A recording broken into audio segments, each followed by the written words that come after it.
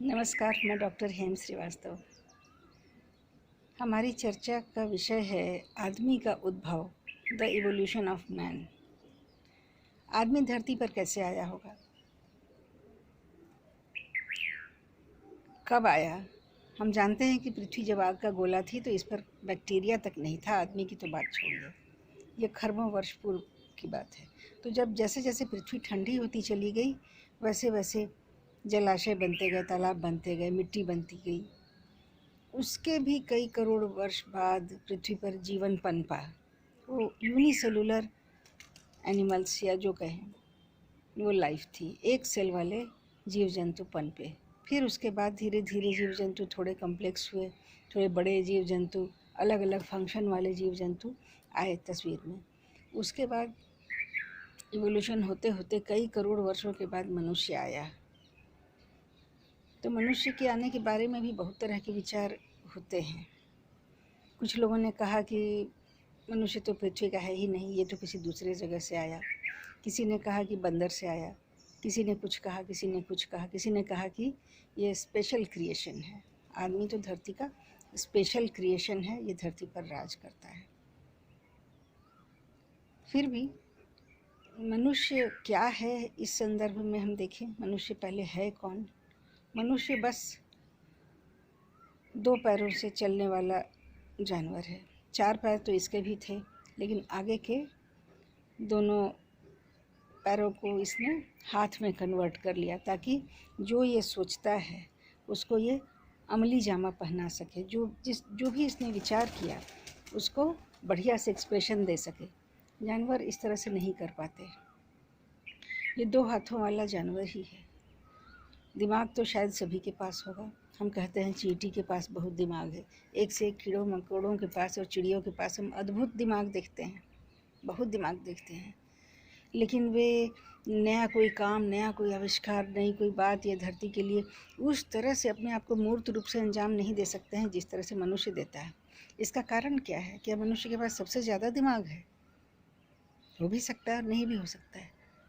बहुत से और भी जीव जंतु हैं जिनका दिमाग शरीर के बनिस्बत काफ़ी बड़ा होता है, लेकिन उनका वैसा कोई रोल नहीं देखा जाता है। अपने क्षेत्र में वो धरती के लिए अच्छा रोल अदा करते हैं, सही है, इकोसिस्टम में फिट हैं और धरती को बर्बाद भी नहीं करते हैं, जीवन को भी बढ़ाते हैं।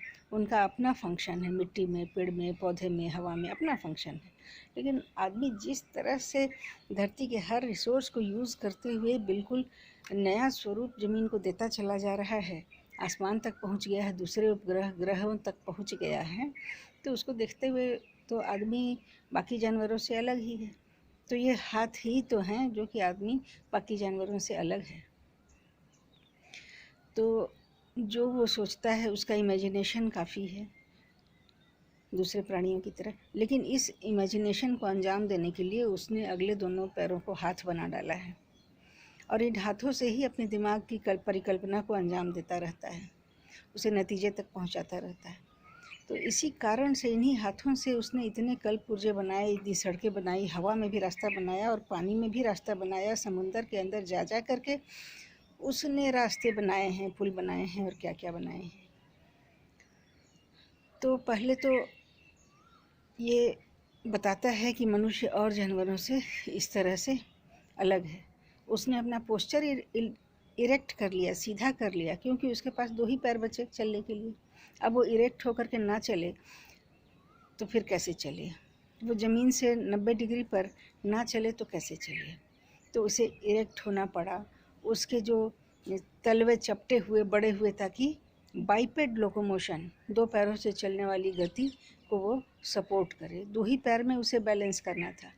इस तरह से चलना खतरनाक भी है, क्योंकि दो ही पैर वो बैलेंस नहीं कर सकते जो चार पैर करते हैं। वो बैलेंस आ ही नहीं सकता है और इसमें दुर्घटना की भी संभावना बहुत होती है, गिरने का भी डर रहता है। दो पैर से कोई चलेगा तो निश्चित रूप से गिरेगा ज़्यादा, और यही वजह है कि मनुष्य के साथ दुर्घटनाएं ज़्यादा होती हैं। जानवर आपस में उस तरह से नहीं टकराते हैं जिस तरह से मनुष्य तरह तरह की चीज़ों से और वाहनों से टकराता है। तो लेकिन जब आगे बढ़ना है तो कुछ त्याग भी करना है। मनुष्य ने ये त्याग किया, उसने दो पैरों को हाथ बना लिया। और इसी वजह से बाकी जानवरों से अलग होकर के वो काफ़ी दूर की दुनिया में चला गया। उसका ब्रेन भी काफ़ी विकसित होता चला गया।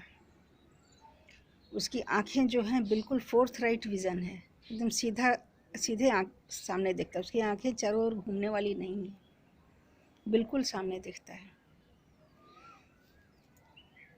और उसके जो गर्डल्स हैं, वो पेक्टोरल गर्डल्स, खास करके गर्डल्स, वो चारों ओर घूमने वाले हैं।